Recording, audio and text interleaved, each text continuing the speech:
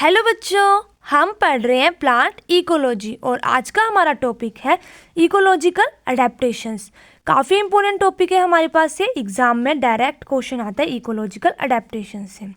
तो सबसे पहले हमें समझना होगा कि इकोलॉजिकल अडेप्टेशंस होती क्या है। तो देखो बच्चों, जो भी ऑर्गेनिज्म हमारे पास प्रेजेंट है हमारे इन्वायरमेंट में, वो सब के सब रिस्पॉन्स करते हैं इन्वायरमेंट को।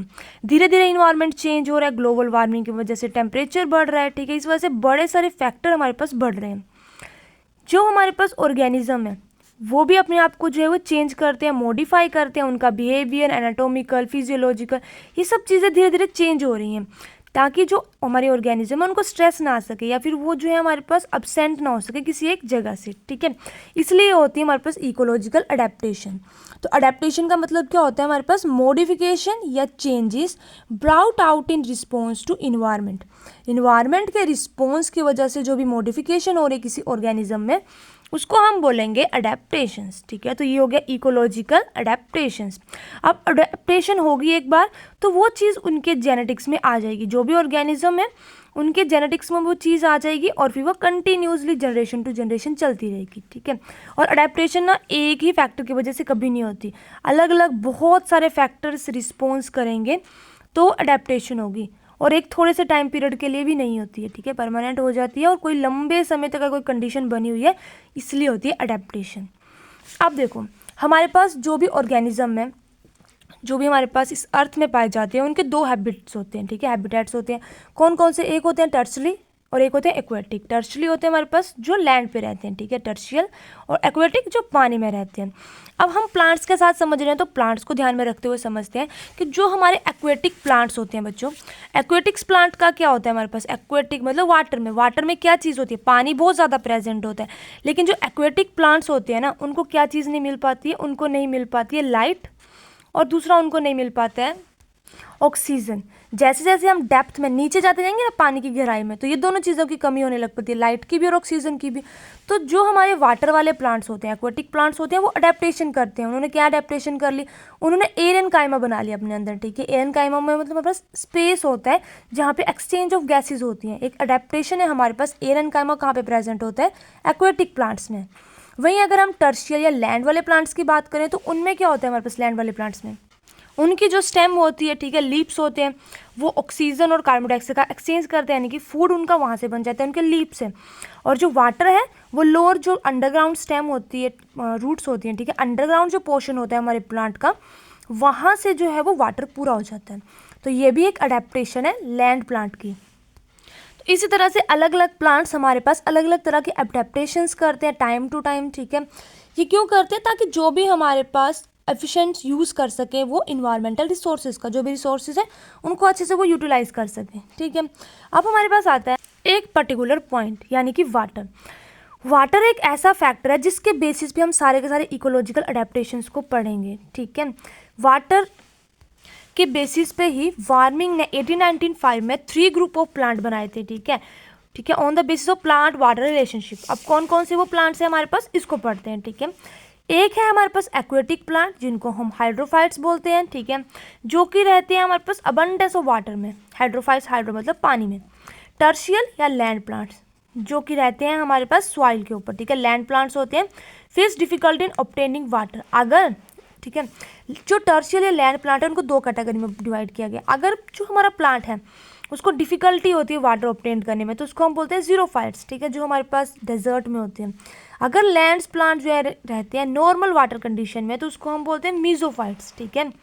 और हेलोफाइट्स क्या हो गए? Marshy plants grow in alkaline और सॉल्टी सॉइल। जो सॉल्ट वाली सॉइल में होते हैं, ठीक है, उसको हम बोलते हैं हेलोफाइट्स। अब हम लोग जो है इकोलॉजिकल अडेप्टेशन स्टार्ट कर रहे हैं तो हम लोग जो है अलग अलग वीडियो में हाइड्रोफाइट्स पढ़ेंगे। आज हम हाइड्रोफाइट्स को कंप्लीट करेंगे।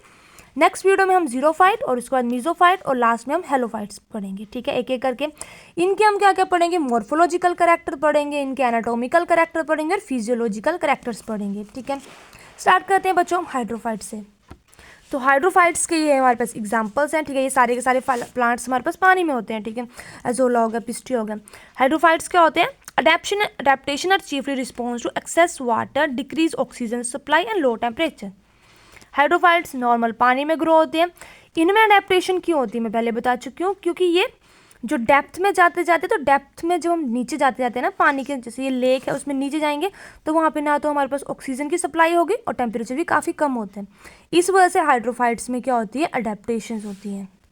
अब हम क्लासिफिकेशन पढ़ेंगे। 5 तरह की हमारे पास क्लासिफिकेशन है हाइड्रोफाइट्स की on the basis of morphological character. ठीक है, तो मॉर्फो इकोलॉजिकल बेसिस पे हम हाइड्रोफाइट्स को डिवाइड करते हैं 5 ग्रुप्स में।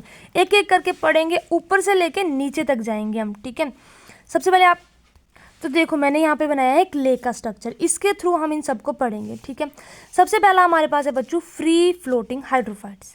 फ्री फ्लोटिंग हाइड्रोफाइट्स है मतलब फ्रीली घूम रहे हैं, not rooted below, remain contact with water and air but not soil, जो बिल्कुल ऊपर घूम रहे हैं। ठीक है, ऐसे यहाँ पे आगे हमारे पास फ्री फ्लोटिंग, कोई भी इनका कॉन्टैक्ट नहीं है ज़मीन से। ठीक है, रूट्स इनमें डेवलप नहीं होती है।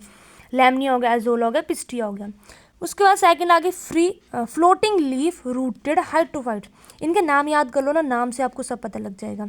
फ्लोटिंग कर रहे हैं इनके लीफ पर, ये रूटेड है। ठीक है, रूट्स जो है हमारे पास सॉइल के साथ जुड़ गई हैं, यहाँ पे सॉइल के साथ यहाँ रूट्स जुड़ गई हैं इनकी, और ये ऊपर यहाँ पे इनके लीव्स घूम रहे हैं। ठीक है, उसके बाद हमारे पास आता है इनके कुछ करैक्टर्स भी हैं कि लीव्स में जो है लॉन्ग पेटियोल होते हैं, क्यूटिकल होता है, स्टोमेटा प्रेजेंट होता है। इनमें कुछ भी नहीं होता ऐसा। ठीक है, वैक्सीन कोटिंग भी आ जाती है अपर सरफेस के ऊपर। तो ये हो गए floating leaves rooted hydrophytes. Nymphaea और विक्टोरिया इसका एग्जाम्पल है। थर्ड हमारे पास है सबमर्ज्ड फ्लोटिंग हाइड्रोफाइट। सबमर्ज क्या होता है, किसी के अंदर झुकना। ठीक है, तो ये सबमर्ज है, पानी के अंदर है ये। Plant are through completely submerge in water but not fixed. अब फिर से ये सबमर्ज फ्लोटिंग है, मतलब है ये पानी के अंदर, ये पानी के अंदर है पर इनकी रूट्स फिक्स नहीं है। ठीक है, इसका एग्जाम्पल है हमारे पास यूटिकुलेरिया और कैटाफाइलम। नेक्स्ट हमारे पास है सबमर्ज रूटेड हाइड्रोफाइट। सबमर्ज तो है लेकिन अब रूट्स आ चुकी हैं। ठीक है, कंप्लीटली सबमर्ज है, पानी के अंदर बिल्कुल डूबे हुए हैं, लेकिन इनमें आर एनकोर्ड एट द बॉटम। एनकोर्ड का मतलब होता है जो फिक्स होते हैं। ठीक है, बॉटम के साथ या सॉइल के साथ ये जुड़े हुए हैं। लीव्स रिबन शेप के होते हैं, स्टेम लॉन्ग होती है हमारे पास, इंटरनोड सॉफ्ट और स्पॉन्जी होती है। एग्जाम्पल आ जाता है इनका हाइड्रेला और चेरा। अब आते हैं हमारे पास फिफ्थ, वो है हमारे पास रूटेड एमरजेंट हाइड्रोफाइट्स। ठीक है, इसमें क्या होता है, grown in shallow water and their shoots extend over the surface of water wholly और पार्शली।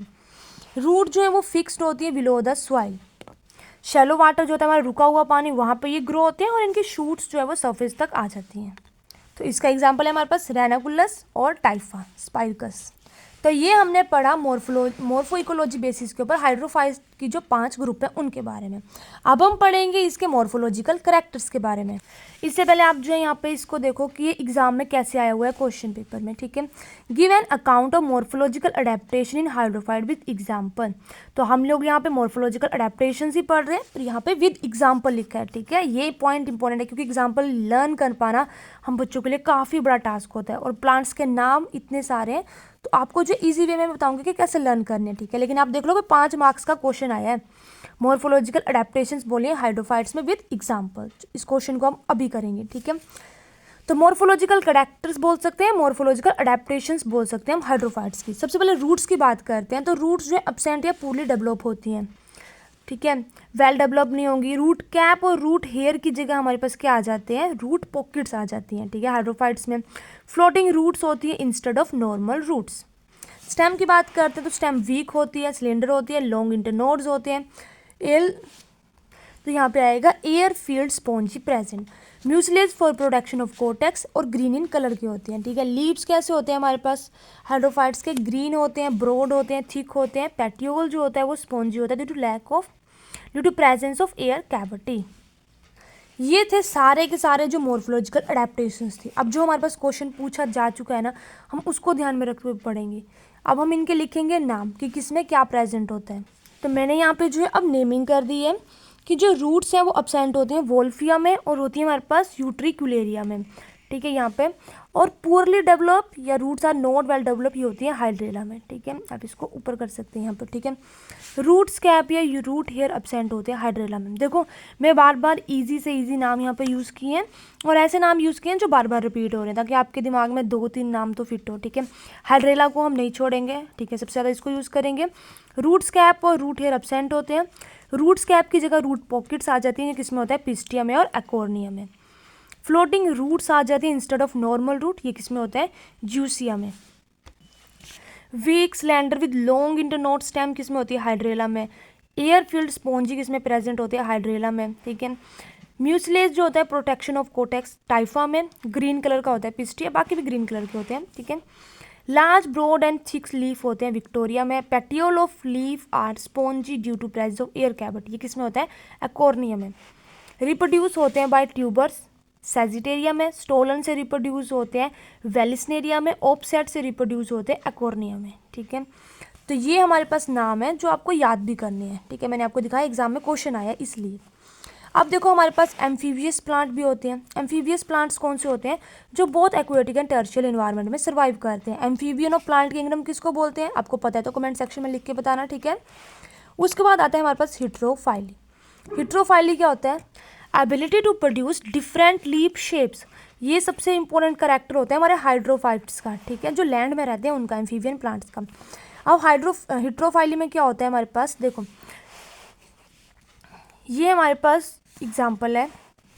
ये हमारा जो प्लांट है, ठीक है, उसका लीफ है जब वो लैंड के ऊपर ग्रो हो रहा है, ठीक है, 25 डिग्री सेल्सियस में टर्शियल में, और यहाँ पे हमारे पास है 20 डिग्री सेल्सियस पे, ठीक है। और जब ये सबमर्ज हो जाता है, ठीक है, किसी एरिया में बरसात में पानी आ जाएगा, ठीक है, सबमर्ज हो जाएगा, उस टाइम पे इसकी लीफ इस तरह से है। इसको बोलते हैं heterophylly. Ability to produce different leaf shape, एक ही लीफ की अलग अलग शेप होना, ठीक है, तो ये हमारे पास आ जाता है हिट्रोफिली।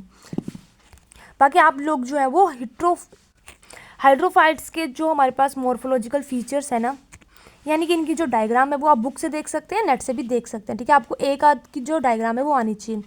आज हम जो है वो मॉर्फोलॉजिकल करैक्टर ही पढ़ेंगे, नेक्स्ट हम एनाटॉमिकल करैक्टर्स को पढ़ेंगे डिटेल में, क्योंकि वीडियो काफ़ी लॉन्ग हो जाएगी, ठीक है। डिटेल में मैं वहाँ पे आपको एनाटॉमिकल करैक्टर्स बताऊँगी। और पूरी की पूरी जो PDF है आपको इसकी हमारे टेलीग्राम चैनल बॉटनी स्टूडेंट पे मिल जाएगी। वीडियो अच्छी लगी हो वीडियो को लाइक करें, चैनल को सब्सक्राइब करें। Thank you.